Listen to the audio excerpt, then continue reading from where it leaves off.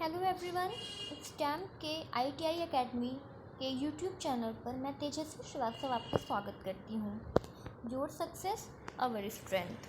जैसा कि हमने कोपा की लास्ट वीडियो में पढ़ा था कि कंप्यूटर होता क्या है, तो उसके बाद जो हमारा नेक्स्ट टॉपिक है वो है कंप्यूटर की जनरेशन्स। तो चलिए अब हम देखते हैं कंप्यूटर की जनरेशन्स ऑफ कंप्यूटर। अभी तक हम लोग कितनी जनरेशन जानते हैं कंप्यूटर की? वो हैं 5 जनरेशन। अभी तक आज की डेट तक मतलब हम लोग 5 जनरेशन कंप्यूटर की जानते हैं, जिसमें कि चलिए पढ़ते हैं पहली जनरेशन। जो हमारी फर्स्ट जनरेशन है उसका टाइम पीरियड है 1946 से 1959। उसमें जो टेक्नोलॉजी यूज़ हुई है वो है वैक्यूम ट्यूब। फर्स्ट जनरेशन के कंप्यूटर के एग्जाम्पल हैं इनियाक, इटवैक, यूनिवैक और IBM 701। आप लोग एक ख़ास बात का ध्यान दीजिएगा, ये जो शॉर्ट फॉर्म्स है ना, इनका एब्रीविएशन ज़रूर पढ़ लीजिएगा, क्योंकि कई बार क्या होता है ना, हमारे क्वेश्चंस जो होते हैं वो एब्रीविएशन से आते हैं, और कई बार नहीं, ये हमेशा होता है कि एब्रीविएशन से क्वेश्चंस आते ही आते हैं। तो जैसे कि हमारा इनियाक का है electronic numerical integrated and computer. इडवैक का है electronic discrete variable automatic computer. UNIVAC का है यूनिवर्सल ऑटोमेटिक कंप्यूटर। और IBM का है इंटरनेशनल बिजनेस मशीन। और बहुत सारे कंप्यूटर हैं, मैंने आपको केवल वही कंप्यूटर मतलब लिखवा रही हूँ जो कि हमारे इम्पॉर्टेंट है, जो पूछ लिए जाते हैं कि ये किस जनरेशन का कंप्यूटर था, ये किस जनरेशन का कंप्यूटर है। तो जैसे कि सब अब कंप्यूटर बता दिए, तो हर चीज़ के एडवांटेजेस होते हैं और डिसएडवांटेजेस होते हैं। तो चलिए देखते हैं फर्स्ट जनरेशन के कंप्यूटर के क्या एडवांटेजेस थे और क्या डिसएडवांटेजेस थे। जो हमारा फर्स्ट जनरेशन का कंप्यूटर था उसकी एक ख़ास बात ये थी कि वो किसी भी चीज़ को बहुत जल्दी कैलकुलेट कर सकता था, इन अ मिली सेकेंड वो कैलकुलेट कर देता था। अब डिसएडवांटेजेस क्या था कि जो वो साइज़ था उसका वो बहुत बड़ा हुआ करता था, और जो कंप्यूटर हुए थे ऑब्वियस सी बात है, नया नया कंप्यूटर आया था, तो उसका जो साइज़ मतलब जो उसकी कॉस्ट थी वो बहुत हाई रहती थी, बहुत कॉस्टली रहते थे। और मतलब न्यू बना था तो इतनी इफ़िशियंसी भी नहीं थी कि उसमें वो सारे वर्क कर ले। और रिलिएबल तो बिल्कुल नहीं था, आरामदायक किसी भी में नहीं था, क्योंकि ना उसको आप उठा सकते हो ना उसमें, और इवन उसमें गणना भी आप बहुत अच्छे से नहीं कर सकते थे। तो ये हमारा क्या था, ये हमारा था फर्स्ट जनरेशन का। फिर इसी तरह आई हमारी सेकेंड जनरेशन। सेकेंड जनरेशन का जो टाइमिंग पीरियड था वो क्या था, वो 1959 से लेके 1965 था। जो उसमें टेक्नोलॉजी यूज़ हुई थी वो यूज़ हुई थी ट्रांजिस्टर बेस्ड, और जो उसके एग्जाम्पल थे वो था हनीवेल 400, IBM 7094, CDC 1604, CDC 3600। जो CDC का फुल फॉर्म होता है वो होता है कंट्रोल डाटा कॉरपोरेशन।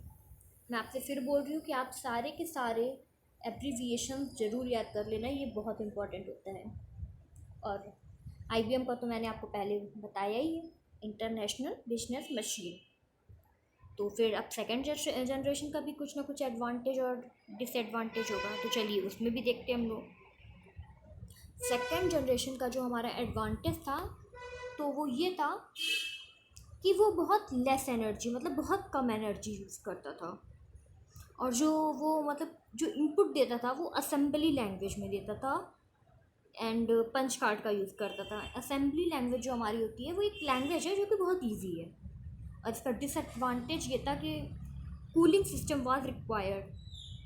जो मतलब आप पहले देखते हो कि जो कंप्यूटर्स वगैरह बहुत टाइम के बाद है, पहले जो देखते हो कि कंप्यूटर्स वगैरह थे उसमें जो था उसमें AC बहुत रिक्वायर्ड था, और बहुत स्पेसिफिक पर्पस के लिए वो यूज़ कर सकते थे केवल। डिसएडवांटेज हमारा ये था कि हम लोग उसको बहुत स्पेसिफिक पर्पस के लिए यूज़ करा जा सकता था। फिर इसी तरह आया हमारा थर्ड जनरेशन का कंप्यूटर। थर्ड जनरेशन का जो कंप्यूटर था वो 1965 से 1971 तक था, और जो उसमें टेक्नोलॉजी यूज हुई थी वो इंटीग्रेटेड सर्किट बेस्ड थी। उसका एग्जाम्पल है PDP-8, PDP-11, IBM 360, IBM 370 and many more. मतलब मैं वही एग्जांपल आप लोग को बता रही हूँ जो जैसे जो यूज़फुल होते हैं। जैसे PDP का फुल फॉर्म क्या है? Program data processor. IBM का मैंने आप लोगों को बताया ही है, आप लोग रिवाइज करिए। International business machine. और आप लोग एग्जाम्पल जरूर याद कर लीजिएगा कि कौन सी जनरेशन के कौन से एग्जाम्पल है, क्योंकि क्वेश्चन हमारा इससे भी पूछा जाता है कि इस जनरेशन में कौन सा कंप्यूटर यूज़ हुआ था। तो अब हमारा नेक्स्ट आता है फोर्थ जनरेशन।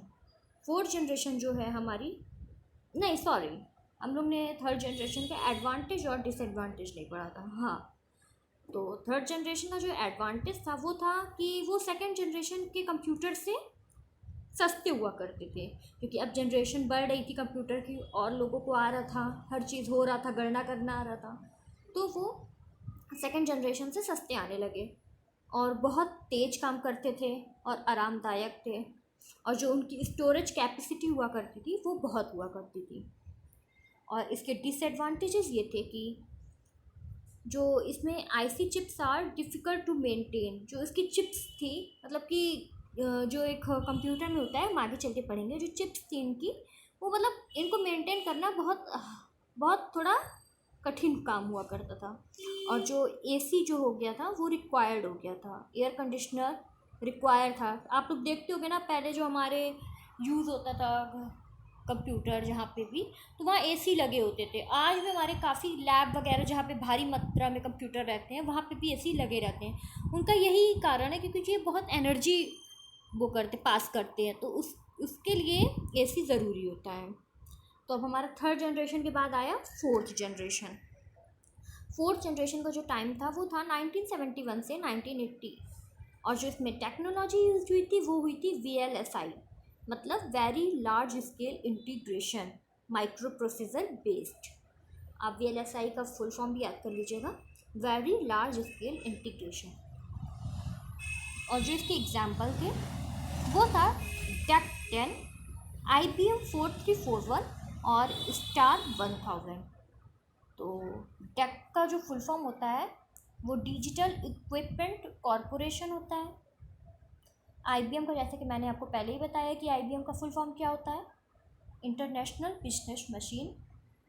और स्टार 1000, ठीक है, और भी बहुत से, पर ये जो है वो मेन था। तो फिर अब फोर्थ जनरेशन आई तो इसके भी अब एडवांटेज और डिसएडवांटेज होंगे। तो चलिए अब इसके एडवांटेज और डिसएडवांटेज पे हम लोग देखते हैं। एडवांटेज क्या मिल गया आपको कि ये जो इसका साइज़ हुआ करता था वो बहुत स्मॉल हुआ करता था, ठीक है, आप कहीं भी ले जा सकते हो, इधर रख सकते हो, उधर रख सकते हो। बाकी जो पहले जनरेशन की फर्स्ट सेकेंड और थर्ड, इसमें आप ऐसा नहीं कर सकते थे क्योंकि जो कंप्यूटर्स हुआ करते थे वो बहुत बल्कि हुआ करते थे। पर जो फोर्थ जनरेशन आई तो हमारा जो साइज़ हुआ वो रिड्यूस हुआ और वो आप उसको बहुत अच्छे से यूज़ कर सकते हो, इधर रख के, वहाँ जहाँ आपका आराम मिले, जहाँ मन करे। और हीट जनरेटेड इज़ नेग्लिजिबल, मतलब जो हीट होती थी वो एकदम ना के बराबर ही होने लगी। तो इससे क्या हुआ आपको कि फास्टेड इन कंप्यूटेशन, इसमें ये हो गया आपको कि आप जो गणना करते हो वो बहुत तेज़ी से होने लगी गणना, ठीक है। और इसका डिसएडवांटेजेस ये हो गया कि एडवांस टेक्नोलॉजी इज यूज्ड, कि जो इसमें टेक्नोलॉजी थी वो बहुत एडवांस टेक्नोलॉजी यूज़ होने लगी। तो दिक्कत ही नहीं है, एडवांस टेक्नोलॉजी यूज़ करने में भी थोड़ा सा प्रॉब्लम होगी क्योंकि वो एडवांस टेक्नोलॉजी है तो हर कोई नहीं यूज़ कर सकता था। तो इसका डिसएडवांटेज ये हुआ। फिर क्या आया हमारा, फिर आया हमारा फिफ्थ जनरेशन जो कि हमारा इस टाइम चल रहा है, ठीक है, 1980 से ओनवर्ड्स, मतलब 1980 से लेकर वो आज तक हमारा चल रहा है। उसमें टेक्नोलॉजी कौन सी यूज हुई है, ULSI, ultra large scale integration micro processor, ठीक है। और जो इसके एग्जाम्पल हैं बहुत बहुत जाने माने हैं, जैसे हम लोग यूज़ कर ही रहे हैं, डेस्कटॉप, लैपटॉप, नोटबुक और बहुत कुछ, ठीक है। ये इंपॉर्टेंट है, ये आपसे पूछ लेता और ये आपको समझ में भी आ जाएगा। तो फिफ्थ जनरेशन आई, इसका भी एडवांटेज और डिसएडवांटेज होगा। तो चलिए अब देखते हैं इसके एडवांटेजेस और डिसएडवांटेजेस क्या हैं।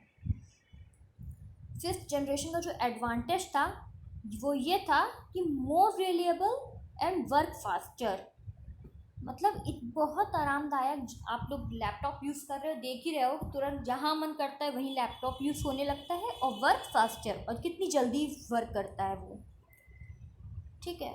और फिर एक एडवांटेज ये भी है कि वो different size and unique features, मतलब साइज़ देखते हो ना, कैसे कैसे छोटे बड़े जैसे आपको मन हो वैसे ले लो, और यूनिक फीचर्स, इसका मतलब है जो इसके फीचर्स रहते हैं वो बहुत अलग टाइप के, जैसे आप विंडो 8, मतलब जैसे विंडो 9, ये सब, मतलब बहुत अच्छा होने लगा कि आप जैसा जैसा मन करे वैसा ले सकते हो। और जो ये मतलब ये जो कंप्यूटर्स है ना बहुत फ्रेंडली यूज, मतलब जैसे कि आप कहीं भी कैसे भी ले जा कैरी कर सकते हो, एक जगह से दूसरी जगह ले जा सकते हो, हर चीज़, ठीक है। तो वो बहुत अच्छी चीज़ हो गई थी। अब एडवांटेजेस है तो डिसएडवांटेजेस तो होना बहुत ही ज़रूरी है कि नहीं। तो डिसएडवांटेजेस ये हो गए हमारे, they need very low level languages. हम लोग क्या होता है ना, मतलब इनकी जो लैंग्वेजेस थी वो बहुत लो लेवल थी, तो जिसको समझना और उस पर गणना करना बहुत कठिन हो जाता था। और ये क्या होता मतलब, और दूसरा ये, इतनी टेक्नोलॉजी हाई यूज हुई है, इतना मतलब इतना आपको जब कोई भी चीज़ ज़्यादा आराम देती है तो उसका खतरा ज़्यादा होता है। तो इसमें भी है कि ये जो ह्यूमन का ब्रेन है, इसको मतलब डल और डूम्ड, मतलब आपको एकदम आपके ब्रेन को पकड़ के एकदम ख़त्म कर सकती है, एकदम सुन्न सन्न कर सकती है। तो इसीलिए बोलते हैं कि थोड़ा टेक्नोलॉजी अच्छी है पर काम तक अच्छी है। अब आप उस पर पूरा दिन लगे रहोगे तो वो आगे चल के ख़राब हो सकती है। तो ये हुए हमारे एडवांटेजेस और डिसएडवांटेजेस फिफ्थ जनरेशन के। Thank you for watching. अब हम मिलते हैं आपको अपनी नेक्स्ट वीडियो के साथ बहुत जल्दी। Thank you, keep enjoying.